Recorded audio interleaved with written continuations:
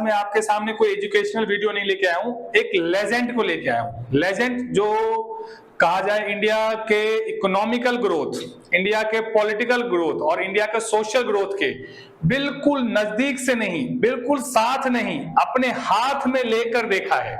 और इस पर्सनालिटी का नाम है, आपको पता ही आज 26 सितंबर है, और 26 सितंबर को किसका बर्थडे होता है? हमारे डॉक्टर मनमोहन सिंह जी का आज बर्थडे है। और इस बर्थडे पे मैं उनकी ढेरों अचीवमेंट है, उसमें से कुछ जो वाइटल पॉइंट है वो मैं आपके सामने बच्चों आज लेके आया हूं। आप ये जाने, जब आप यूपीएससी के प्रिपरेशन करते हैं, जब एक ब्यूरोक्रेट्स की प्रिपरेशन करते हैं, तो एक ब्यूरोक्रेट्स के अंदर क्या डिसिप्लिन होना चाहिए, क्या उसके जज्बा होना चाहिए, क्या शिद्दत होना चाहिए, क्या डिटर्मिनेशन होना चाहिए, और ये सारी के सारी खूबी मनमोहन सिंह से आप सीख सकते हैं। और उनके लाइफ में एक माइलस्टोन नहीं है, अनेकों माइलस्टोन है, और वो पर्सनालिटी हमेशा अपने आप को कंट्रोल करके और अपने काम को करते हुए आगे निकल गया। कभी भी इफ एंड बट में मनमोहन सिंह जी नहीं फंसे।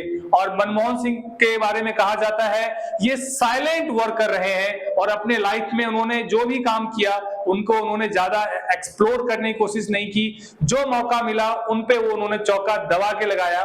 सिर्फ एक उनकी क्रिटिसिज्म में बोला जाता है कि जब वो पीएम ऑफ इंडिया बने तो उनको उस जो मुकाम मिला, इंडिया के हाईएस्ट अथॉरिटी मिलने के बाद, मुझे ऐसा लगा कि उनके लाइफ में वो जो काम करने का उनको मौका मिलना चाहिए, समहाउ पॉलिटिकल प्रेशर के कारण से शायद वो नहीं हो पाया। कि यूपीए की गवर्नमेंट देखा जाए तो कोलिशन गवर्नमेंट थी, और गांधी फैमिली से काफी क्लोज रिलेशन रहा है मनमोहन सिंह का, और जिसके कारण से उनको बहुत सारी कंपल्सन का भी देखना पड़ा था। सोनिया गांधी जी ने प्राइम मिनिस्टर पद को नहीं लिया था, उसके बाद उनको चयन किया गया था, तो बहुत सारे कंपल्सन होते पॉलिटिक्स में। उसको निकालते हुए यदि देखा जाए तो मनमोहन सिंह आपको सोने खरे की तरह दिखाई पड़ेगा। आपको मनमोहन सिंह के बारे में बता दूं, ये एक सिख इंडियन सिटीजन है, और देखा जाए इंडिया में सिख के जो पॉपुलेशन है वो approximate 1.7% of total population of India है। But contribution of the Sikh population India is remarkable है। चाहे वो आर्म फोर्स हो, चाहे वो सिविलियन फोर्स हो, चाहे वो ब्यूरोक्रेट्स हो, चाहे वो एडमिनिस्ट्रेटिव सर्विसेज में हो, हर एक जगह सिख कम्युनिटी की जो कंट्रीब्यूशन इंडिया में रहा है वो बहुत ही रिमार्केबल रहा है, बहुत ही शानदार रहा है, बहुत ही जानदार रहा है। आजकल आपने बच्चों देखा होगा कनाडा के लिए बहुत सारे कंट्रीब्यूशन, खालसा की बात करें, खालिस्तान।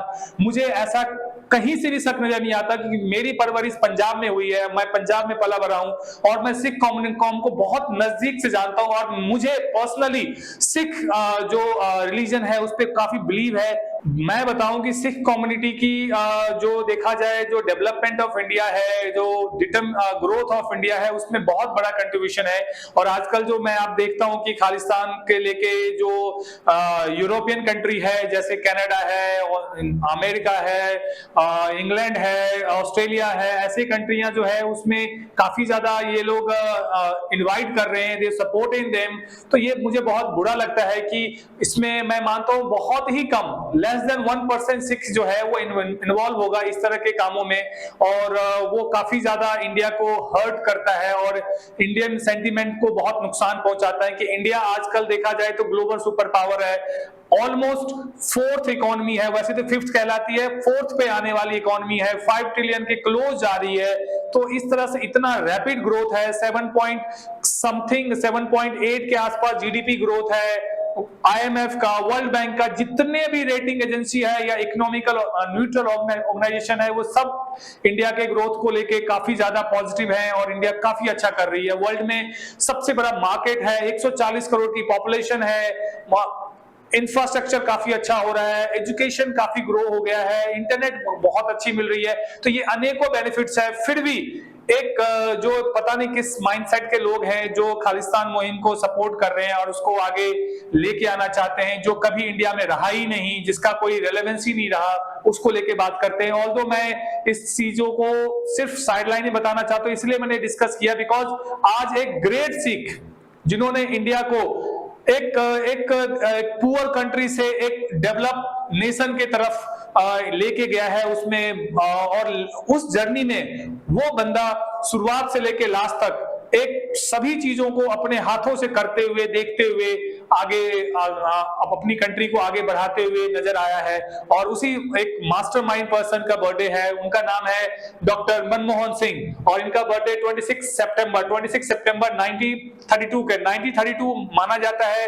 अंग्रेजों का टाइम था उस टाइम, और गांधी जी काफी ज्यादा एक्टिव थे, और ये सिविल आंदोलन चल रहा था उस टाइम, राउंड टेबल का कॉन्फ्रेंस था, और कॉन्स्टिट्यूशनल डिमांड काफी ज्यादा रखी गई थी, पूर्ण स्वराज की बात रखी गई थी, कांग्रेस ने सेल्फ गवर्नेंस की बात रख दी थी। नेहरू जी और गांधी जी, ये सरदार पटेल, ये से बहुत एक्टिव थे। उस टाइम जाके इस ग्रेट पर्सन का बर्थ होता है, और 26 डेट पड़ता है। 26 डेट वैसे भी अपने लिए बहुत वाइटल है। 26 जनवरी को हमने कॉन्स्टिट्यूशन को एनफोर्स किया है, 26 नवंबर को हमने कॉन्स्टिट्यूशन को एडॉप्ट किया है, और 26 सितंबर का डॉक्टर मनमोहन सिंह का बर्थडे है। तो ये 26 जो वर्ड है इंडियन कॉन्स्टिट्यूशन में बहुत वाइटल है, और मनमोहन सिंह के लाइफ में तो वाइटल है कि बिकॉज वो उसी दिन हमारे देश में पैदा हुए थे, राइट। उनकी शादी गुरशरण कौर से हुई है, और वो उनके धर्मपत्नी है, और उनके 3 डॉटर है, और 3 बेटियां हैं, उनके बेटे नहीं है। और उन्होंने एक किताब लिखी थी बहुत अपनी अर्ली लाइफ में 1964 में, उनका नाम था इंडियन एक्सपोर्ट ट्रेंड एंड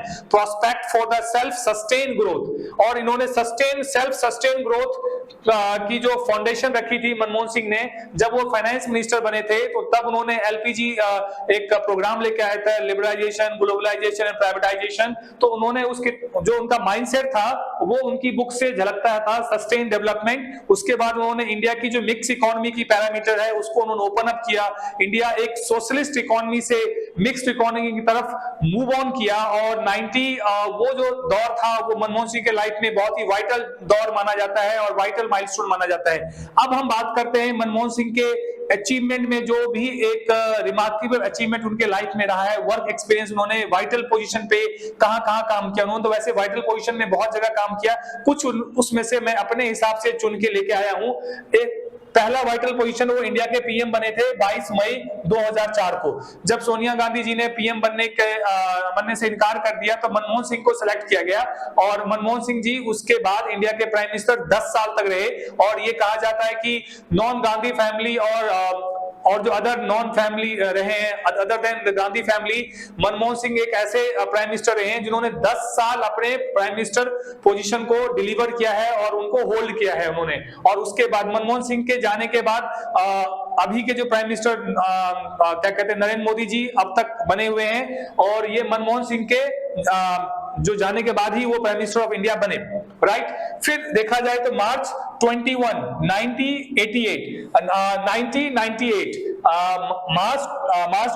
1998 में मनमोहन सिंह क्या बने, leader of opposition of Rajya Sabha बने, और वो 2004 तक रहे, और 2004 तक लीडर ऑफ अपोजिशन रहे, क्योंकि 2004 22 मई के बाद तो पीएम बन गए। तो राज्यसभा, क्योंकि अपने यहाँ ऑफिस ऑफ प्रॉफिट है, एक पद पे एक बंदा ही रह सकता है, मल्टीपल पद पे नहीं रह सकता है, वो ऑफिस ऑफ प्रॉफिट का मामला आ जाएगा तो डिस्क्वालीफाई हो जाएंगे। तो उनको लीडर ऑफ अपोजिशन का पद छोड़ के पीएम पद की उन्होंने शपथ ली इंडिया में। फिर बात आते हैं जून, 21 जून बहुत वाइटल है। 21 जून को यूएन ने 2014 में योगा इंटरनेशनल योगा डे भी सेलिब्रेट किया, और मनमोहन सिंह के लाइफ में भी बहुत इंपॉर्टेंट है। 21 जून ही वो डे था जब इंडिया के वो क्या बने, फाइनेंस मिनिस्टर बने, और फाइनेंस मिनिस्टर बनने के बाद उन्होंने अपनी इकोनॉमी को क्या क्या लिबरलाइज किया, उन्होंने ओपन अप किया, और जो भी मल्टीनेशनल कंपनी है उनको अलाउ किया। उन्होंने रेड कारपेट, रेड टेप की जगह उन्होंने रेड कारपेट लेके आए, और इंडिया की जो पॉलिसी है, जो इंडिया की पॉलिसी को इंडस्ट्री सेंट्रिक, मार्केट सेंट्रिक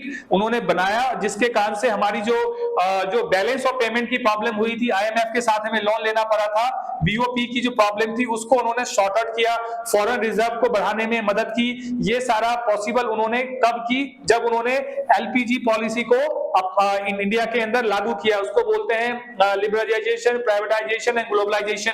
ये एक वाइटल गेम चेंजर रहा इंडियन इकोनॉमी में आगे जाके, राइट। मार्च 1991 से लेके मार्च 1991 में, वो जून 1991 तक क्या रहे, वो चेयरमैन रहे यूनिवर्सिटी ऑफ ग्रांट कमीशन का। अब देखो मनमोहन सिंह जी फाइनेंस के थे, देखा जाए तो यूनिवर्सिटी ऑफ ग्रांट कमीशन वो कमीशन है जो कि यूनिवर्सिटी को ग्रांट देती है, यूजीसी जिसे कहा जाता है। कई बच्चे जानते होंगे जो नेट के पेपर देते हैं वो यूजीसी करवाती है। तो यूजीसी एक यूनिवर्सिटी ग्रांट कमीशन, ये जितने भी इंडिया में हायर एजुकेशन सिस्टम है उसको फंडिंग करती है, उनको रेगुलेट करती है और उनके लिए करिकुलम और फ्रेमवर्क बनाती है। तो इस जगह पे भी रहे, मतलब इन्होंने सिर्फ इकोनॉमी को नहीं बढ़ाया, इंडिया के अंदर जो एजुकेशन सिस्टम में क्या बदलाव किया जाए, क्या हायर एजुकेशन को कितना इकोनॉमी सेंट्रिक बनाया जाए, तो उस पे भी उन्होंने काम किया। ये जब वो यूनिवर्सिटी ग्रांट कमीशन के चेयरमैन रहे। फिर उन्होंने 1990 में से लेके मार्च 1991 तक ये एडवाइजरी टू पीएम ऑफिस रहे, इकोनॉमिकल एडवाइजर रहे प्राइम मिनिस्टर ऑफिस के। तो इस पद पे उन्होंने भी काम किया ताकि वो वाइटल इकोनॉमिकल पॉलिसी पे प्राइम मिनिस्टर को एडवाइस दिया करते थे। और फिर जो टाइम आया देखा जाए तो 1985 से लेकर 1987 में प्लानिंग कमीशन, जो एक डेवलपमेंट हॉलिस्टिक डेवलपमेंट के लिए बनाया गया था, जो कि एडॉप्टेड फ्रॉम द रशिया लिया गया है, यूएसएसआर से लिया गया था। प्लानिंग कमीशन के डेप्यूटी चेयरमैन भी रहे हैं, और डेप्यूटी चेयरमैन जो एक तरह से कैबिनेट रैंक का पोस्ट होता है, तो वहां भी उन्होंने काम किया और इंडिया के लिए 5 ईयर प्लानिंग को उन्होंने कंस्ट्रक्ट किया और 5 ईयर प्लानिंग बनाने में भी मदद की। और 5 ईयर प्लानिंग का एक इंक्लूसिव और क्या कहते हैं सेंट्रलाइज डिसेंट्रलाइज डेवलपमेंट प्रोसेस के लिए प्लानिंग कमीशन बनाया गया था।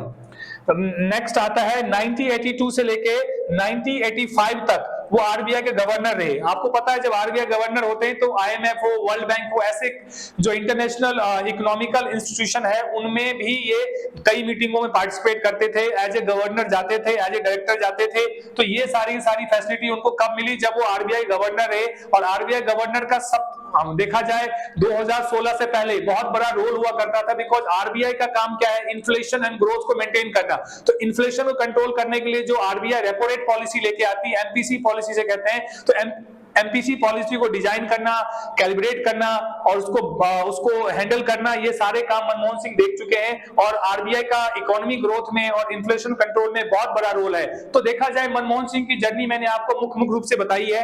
मनमोहन सिंह की जर्नी देखा जाए तो एज ए पीएम से लेके governor of RBI, every institution उन्होंने गवर्न किया है और एवरी जगह रहे हैं। और इतना एक लार्जर द लाइफ उनका जो वर्क एक्सपीरियंस रहा है वो अनबिलीवेबल है, ये ऑर्डिनरी मैन के लिए पॉसिबल नहीं है। तो मैं बच्चों आपको ये कहना चाहता हूं, जब आप आईएएस, पीसीएस या एक बड़े पोस्ट के लिए जाना चाहते हैं तो आपके पास बहुत ज्यादा पेशेंस होना चाहिए, बहुत डिटरमाइंड होना चाहिए। मनमोहन सिंह से आप एक चीज बहुत अच्छी सीख सकते हैं, वो इंसान बहुत पेशेंसफुल इंसान था, और पेशेंसफुल इंसान है, और वो इंसान हमेशा अपने काम को तवज्जो देता था और बाकी बातों को तवज्जो नहीं देता था। इसीलिए उन्होंने एक पार्लियामेंट के बाहर उन्होंने एक शेरो शायरी की थी। उन्होंने कहा था, हजारों जवाबों से अच्छी है मेरी खामोशी, न जाने कितने सवालों की आबरू है रखी। हजारों जवाबों से अच्छी है मेरी खामोशी, न जाने कितने सवालों की आबरू रखी।